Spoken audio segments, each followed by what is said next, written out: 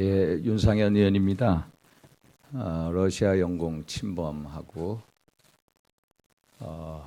대한민국 안보 위기에 대해서 말씀드리도록 하겠습니다.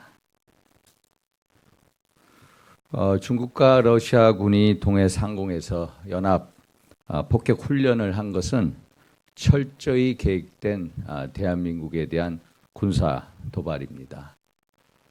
사상 최악의 한일 양국 정부 갈등으로 한미일 공조 체제 균열이 커지자 그 틈을 노려 한미일 안보 협력을 실제로 시험해 보려는 것입니다.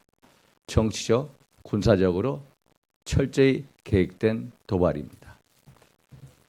특히 러시아가 독도 영공 침범을 인정하지 않는 것은 또한 다시 하겠습니다.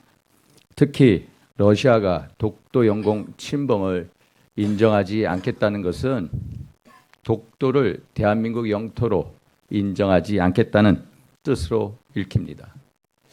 중국과 러시아는 독도 주변 해역을 한일 간 분쟁 지역으로 치부하고 무시함으로써 한미일 안보 협력 체계를 깨트리겠다는 계산입니다. 첫 번째 영공 침범을 자행했으니 중국과 러시아는 앞으로도 훈련을 핑계로 동해에서 계획적인 군사 도발을 이어가려 할 것입니다. 하지만 문재인 정부는 중국과 러시아의 잇따른 주권 침해에 꿀먹은 벙어리 노릇을 하고 있습니다. 중국의 사드 보복에 대해 제대로 대응도 못하고 산불 약속을 해준 게 바로 문재인 정부입니다. 러시아의 독도 영공 침범에 대해서도 기기 오작동 때문이라고 발표했다가 러시아로부터 사실이 아니라고 뒤통수를 맞고 구박이나 당하고 있는 게 문재인 정부입니다. 이런 굴욕을 방치하고 용납하면 국제적인 왕따가 될 수 있습니다. 모스크바 동래북, 베이징 동래북이 될 수가 있습니다. 외교 호구에 안보 호구까지 더해지면 국제적인 따돌림을 면할 수가 없습니다. 이제는 결심해야 합니다. 대한민국 영공 침략이 또다시 재발할 경우에 우리가 격추 명령을 내릴 수도 있다는 강력한 의지를 러시아 측에 분명하게 전해 주어야 합니다. 1983년 4.11 항공에서 영공을 침범했다는 이유로 우리 대한항공 여객기를 미사일로 격추해 탑승자 269명 전원을 사망케 한 만행을 저질렀던 나라가 바로 러시아의 전신인 소련 아닙니까? 안보를 잃으면 모든 것을 잃는 것입니다. 중대한 안보 위기에 걸맞는 문재인 정부의 결연한 행동을 요구합니다.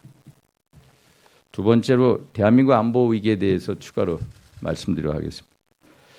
대한민국 안보가 갈수록 너덜너덜해지고 있습니다. 영공이 뚫리고 바다가 뚫리고 여기저기 구멍 나고 깨지고 안보 위기를 이루 나열하기도 힘듭니다. 어제는 북한이 신형 탄도미사일 2발을 발사했지만 우리 군은 이를 추적도 하지 못했고 77일 전인 지난 5월 9일의 미사일 도발조차도 아직도 분석 중입니다. 이 지경으로 북한 눈치 보기에 빠져 있으니 북한 전략군 사령부가 전술핵 유도 미사일로 대한민국 전체를 유린할 수 있는 전력을 완성해 가고 있는데도 속수무책입니다. 안보는 곧 주권입니다. 안보가 무너지면 주권이 무너집니다. 국제적인 바보가 됩니다. 안보는 뚝과 같습니다. 작은 방심이 전체를 무너뜨리고 한번 무너지면 다시 쌓기가 힘듭니다. 정말 큰 위기상황입니다. 청와대가 이 위기를 위기로 인정해야 합니다. 그래야만 대책이 눈에 들어오는 것입니다. 대책은 이미 나와 있습니다. 보려 하지 않고 실행하려 하지 않기 때문입니다. 첫째, 북한 발악기 국정 운영 폐기해야 합니다.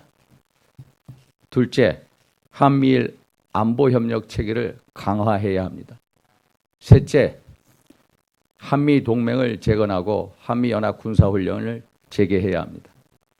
넷째, 한일 갈등을 조속히 봉합하기 위해 일본 측에 비공개 특사를 빨리 파견해야 합니다. 이상입니다.